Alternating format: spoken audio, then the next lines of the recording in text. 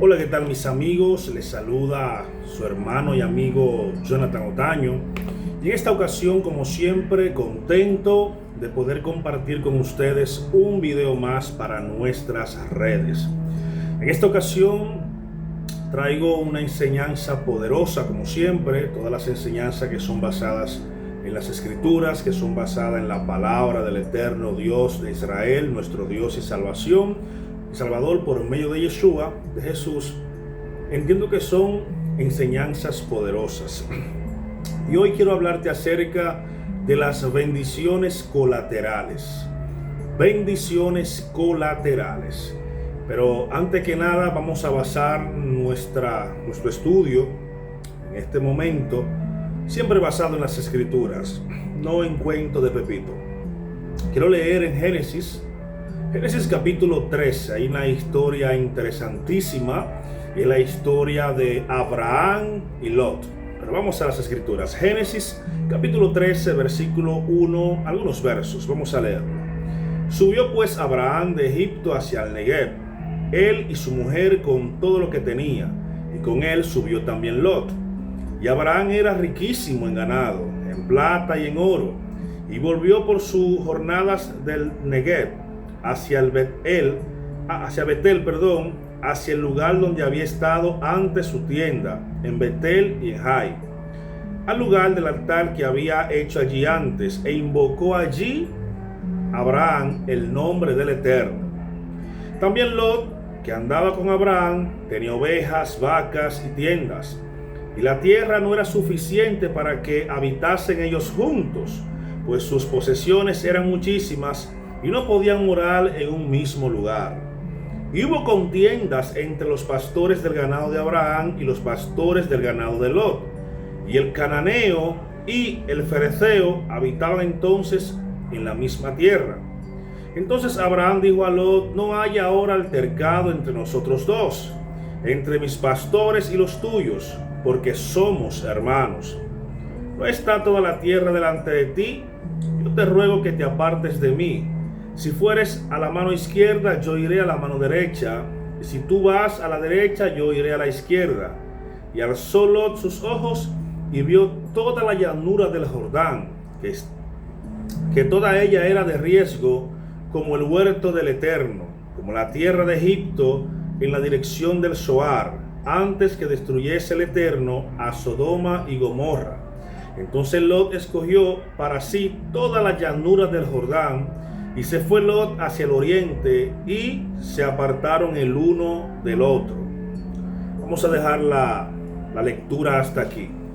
Bendiciones colaterales. Yo sé que va a ser de mucha bendición para tu vida, y vas a entender en este video el rol fundamental que tú como siervo de Dios cumples en la sociedad.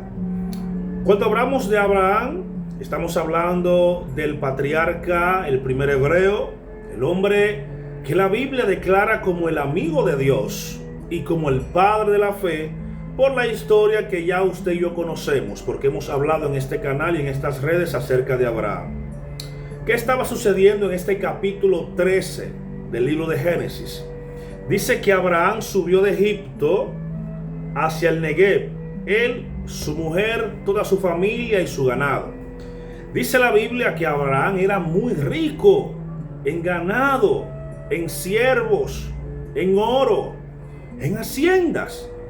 También enfatiza que con él estaba su sobrino Lot. ¿Y qué estaba sucediendo? Era tan grande la bendición que tenía Abraham, era un multimillonario para su época, que los ganados y los siervos de Abraham se estaban peleando con los ganados y los siervos de Lot. Bueno, en otras palabras, los siervos de Abraham y los siervos de Lot estaban teniendo una contienda, porque ya la tierra era demasiado estrecha para las grandes bendiciones que Dios le había dado a Abraham y por ende a Lot. Pero para entender qué son las bendiciones colaterales, yo quiero explicar qué es un daño colateral, para poder aplicarlo a las bendiciones. ¿Qué es un daño colateral? ¿Cuándo estamos expuestos? ¿Cuándo estamos presentes ante un daño colateral? El daño colateral es un término militar y es cuando una guerrilla, un grupo, una nación, quien sea, ataca un objetivo. Cuando ese objetivo es destruido, el daño que causa alrededor, que no era el objetivo principal, se considera como un daño colateral. O sea, es un daño que sufre otra persona o que sufre otro objetivo que no era el principal. Por eso ese término se acuña mayormente a las guerras, a los ataques militares. Y esto lo explico para que podamos entender también lo que es una bendición colateral. ¿Por qué hablamos de bendición colateral? Porque Abraham fue llamado por Dios de la tierra de Ur de los Caldeos.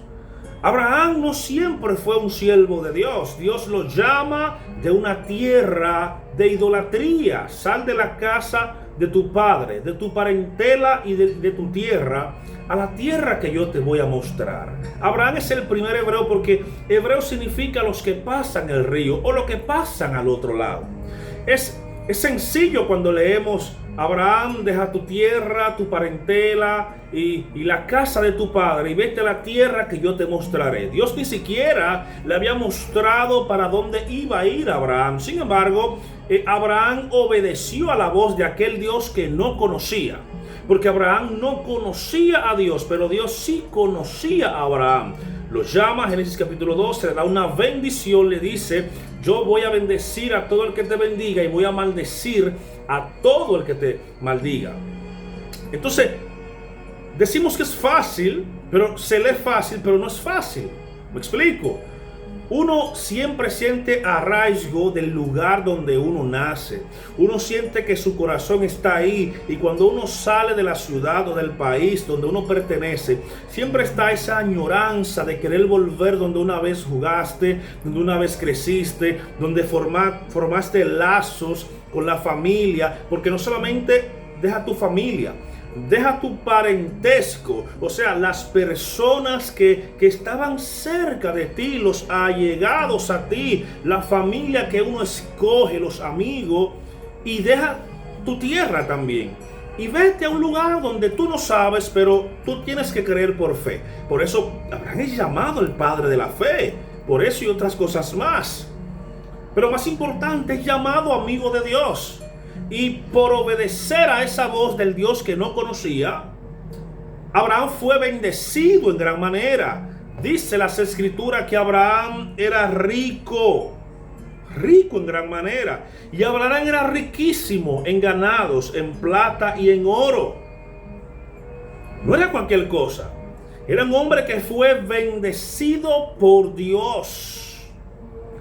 ¿Qué pasa? También las escrituras añaden: y volvió por sus jornadas desde el Negev hacia Betel, hacia el lugar donde había estado antes su tienda, entre Betel y Jai, el lugar del altar que había hecho antes, e invocó allí el nombre del Eterno. Pero añade las escrituras en el versículo 5: también Lot, que andaba con Abraham, tenía ovejas, vacas y tiendas. No dice que era riquísimo, pero en Lot se estaba cumpliendo algo que es de lo que vengo a hablarte en este momento. Lot fue una persona, sobrino de Abraham, por cierto. Lot fue una persona que fue bendecida a causa de las bendiciones de su tío Abraham. O sea, en Lot se cumple el tema de lo que estamos hablando. Lot fue un tipo que recibió bendiciones colaterales. El objetivo principal de las bendiciones de Dios era Abraham y su casa. Pero como Lot andaba con Abraham, él recibió bendiciones de Dios por causa de las bendiciones que Dios le estaba dando a Abraham.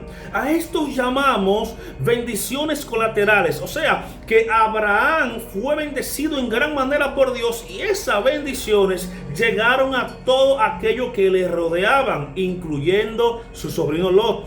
Por eso, tanto el ganado de Abraham como el ganado de Lot había crecido. Como los siervos de Abraham y los siervos de Lot habían crecido, ya había disputa porque el terreno era estrecho, era pequeño. Era tan grande la bendición que Dios le había dado a Abraham y por ende había salpicado a Lot, que Abraham tiene que tomar una decisión dolorosa.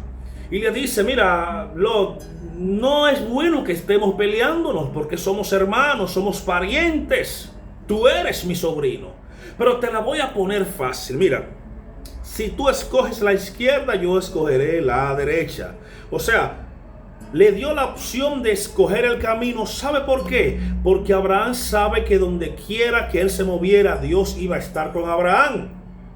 Pero ¿qué pasa? Lot también conocía eso y por tanto no quería despegarse de Abraham. Pero Lot jamás debió permitir separarse de Abraham. Sin embargo, como él sabía que la bendición estaba y cargaba, era Abraham, Lot, dice la Biblia, que vio los llanos del río Jordán. Vamos a leerlo para no estar especulando. Dice, entonces Abraham dijo a Lot, no hay ahora altercado entre nosotros dos. No, somos parientes, somos hermanos. ¿No es esta toda la tierra delante de ti? Yo te ruego que te apartes de mí. Si fueres a la mano izquierda, yo iré a la derecha. Y si tú a la derecha, yo a la izquierda, yo iré a la izquierda, etc. Y alzó Lot los ojos y vio toda la llanura del Jordán, que toda ella era de riesgo, como el huerto del Eterno, como la tierra de Egipto, etc. Lot observó con sus ojos las llanuras.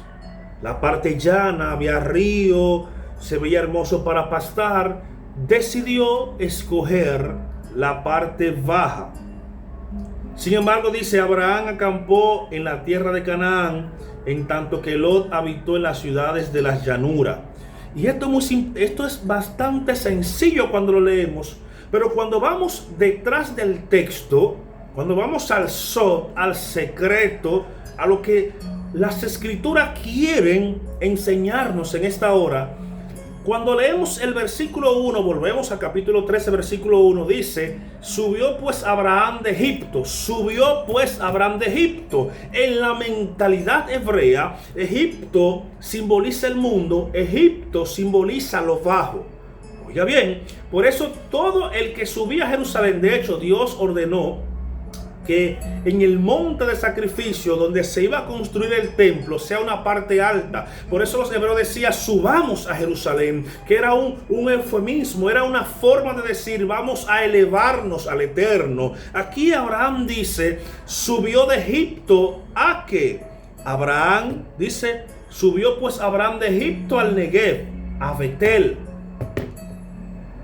Abraham, con el hecho de subir de Egipto a Betel, estaba diciendo que estaba subiendo de lo más bajo a la luz, a Betel, a la luz de Dios, a la iluminación, a la eternidad, al que lo da todo.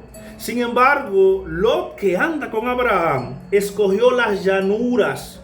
Aquí vemos un descenso de Lot a lo material, un descenso de Lot a lo sencillo, a lo fácil. Sin embargo, dice que Abraham acampó en la tierra de Canaán, que luego sería la tierra de Jerusalén, donde habitaban los hebreos, que es una parte alta, que es una llanura, porque Abraham entendía que a Dios había que buscarlo en lo más alto, que elevarse a una montaña era acercarse a Dios.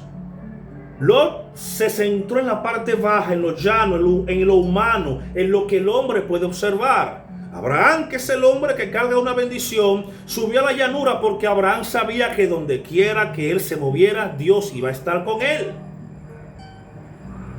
Entonces, ¿qué aprendemos de esto, mis amados? Primero es que donde quiera que estemos, Dios nos va a bendecir. En Deuteronomio capítulo 28 hay una serie de bendiciones que Dios le da al pueblo hebreo y dice, todas estas bendiciones te perseguirán y te alcanzarán si tú cumples mis preceptos, mis mandamientos y mis decretos que yo te doy hoy. Ese es el compromiso de Dios con Israel. Tú cumples mis mandamientos, yo te voy a bendecir.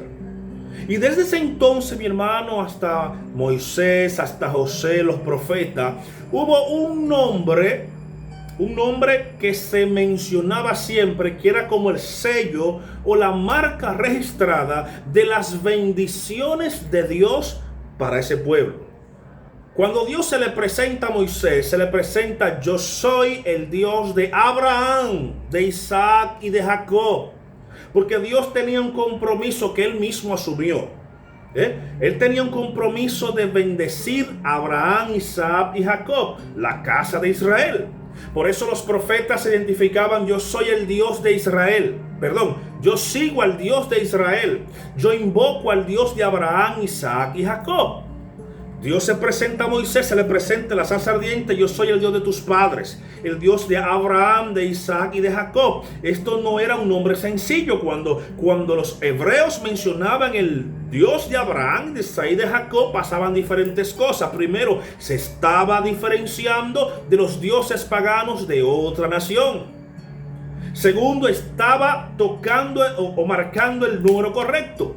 Al decir Dios de Abraham, Isaac y Jacob, automáticamente esa bendición descendía. Por eso Elías, cuando está frente a los 850 profetas falsos de Aceras y de Baal, invoca: oh Dios de Abraham, de Isaac y de Jacob, responde con fuego, y automáticamente el Dios de Abraham, Isaac y Jacob respondió con fuego.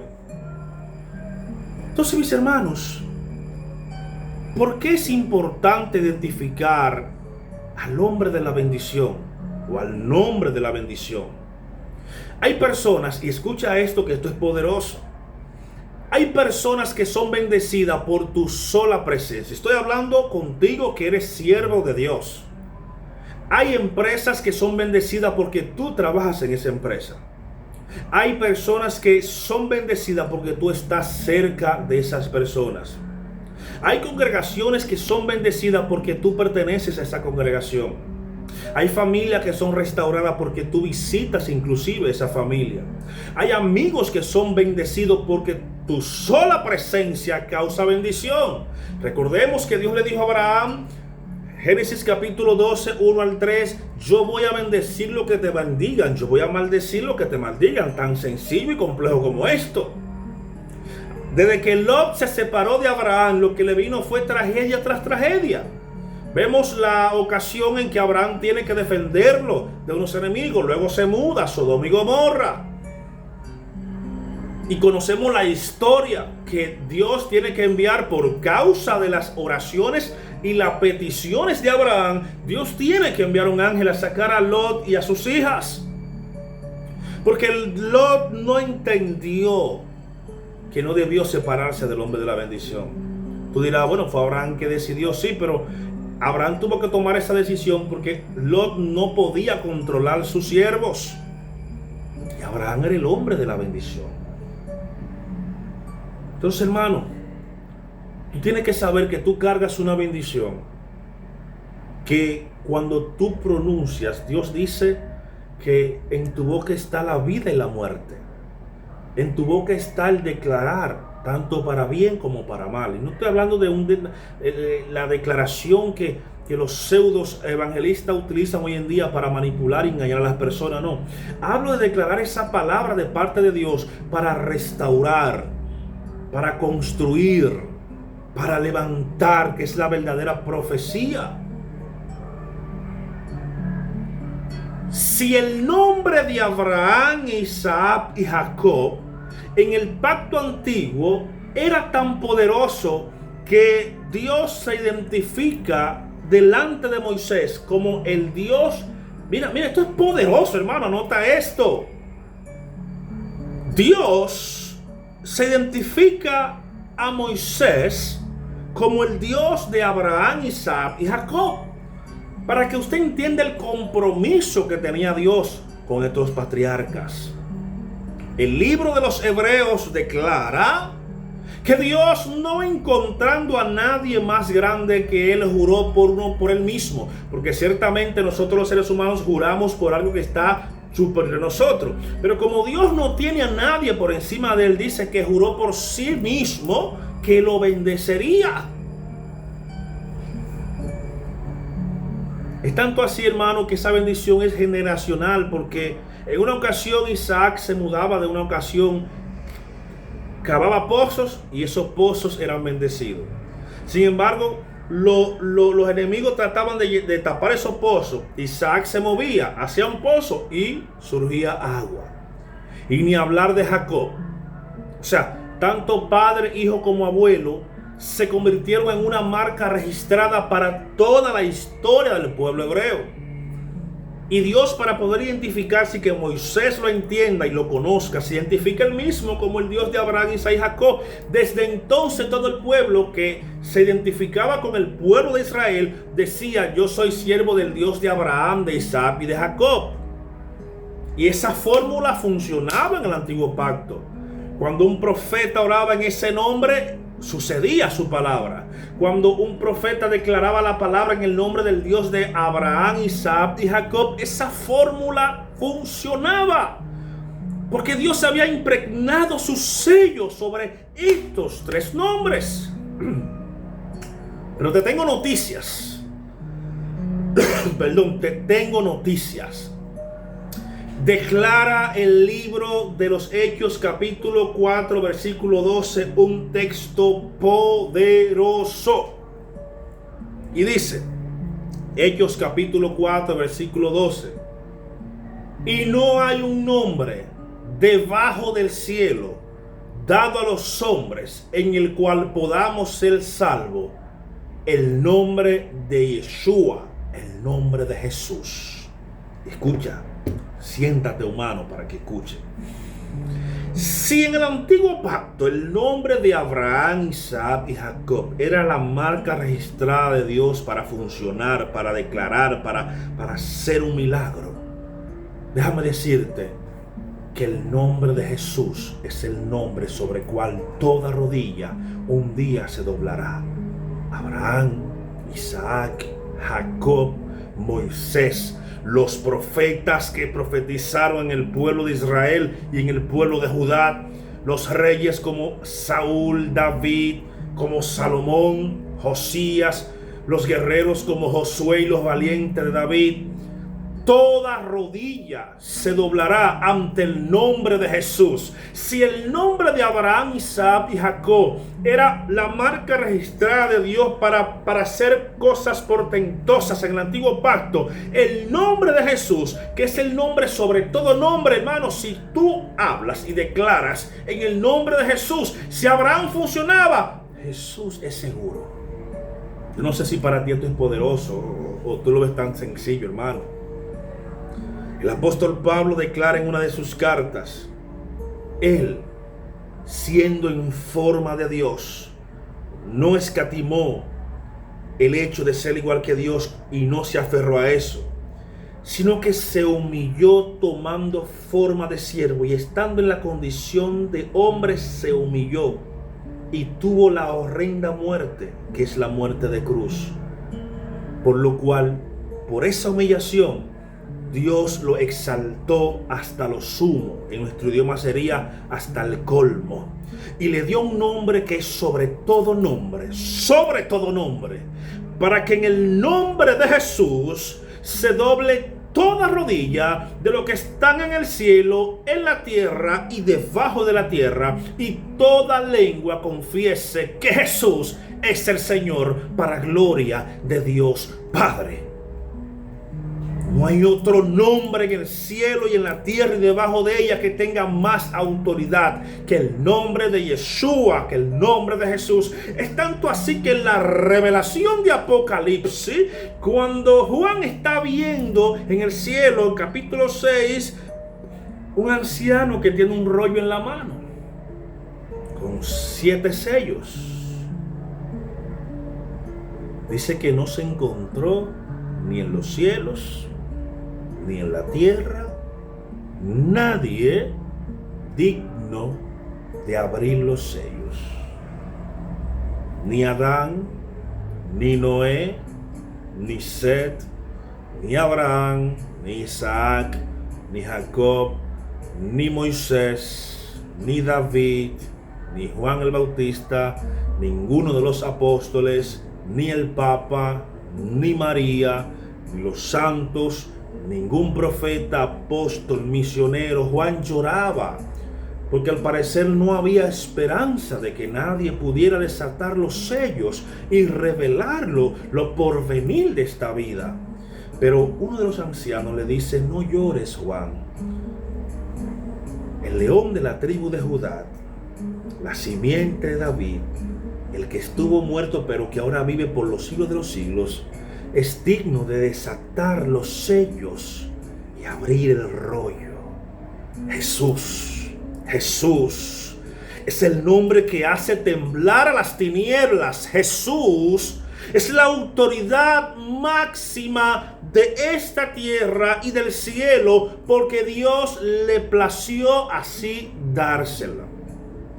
Dios decidió que Jesús sea la máxima autoridad en los cielos, la tierra y debajo de ella. El libro de Colosenses, el apóstol Pablo declara que Jesús es el creador de todas las cosas, porque por medio de Él y para Él fueron hechos los cielos y la tierra.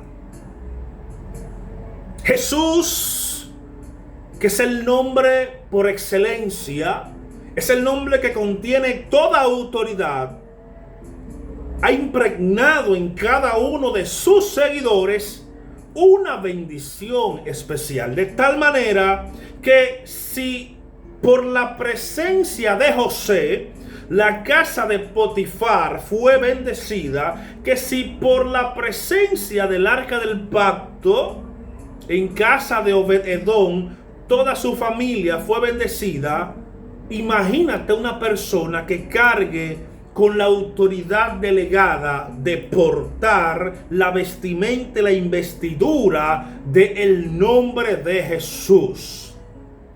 Los demonios no tiemblan al nombre de Abraham, Isaac y Jacob. Los demonios no tiemblan bajo la autoridad del valiente David o del guerrero Josué. Los demonios tiemblan cuando entienden que tú portas el nombre de Jesús. Ellos ven en ti la imagen de Jesús. Tú no eres cualquier cosa en el sentido de que cuando ya tú estás en el reino de Cristo y perteneces a Cristo, estás sellado por el Espíritu Santo y las tinieblas saben que tú perteneces a Dios. Por eso, escuche esto y anótelo. Por eso, lo primero que el enemigo atacó de Jesús en el desierto fue su identidad. Lo primero que Jesús atacó de Jesús en el desierto no fue el hambre, no fue la vanagloria, fue su identidad. Si eres el Hijo de Dios. Si tú eres el Hijo de Dios, porque a veces los hombres, cuando están pasando por las dificultades, por los problemas, por las necesidades más grandes de su vida, lo primero que olvidan es que son hijos de Dios. Y entonces cuando el enemigo viene a atacar tu identidad, no que tú eres hijo de Dios, no que tú eres cristiana, ¿por qué te está pasando eso? ¿Por qué estás en esta condición? Nunca permitas que el reino de las tinieblas ataque tu identidad. Entonces Jesús no permitió que Satanás atacara su identidad.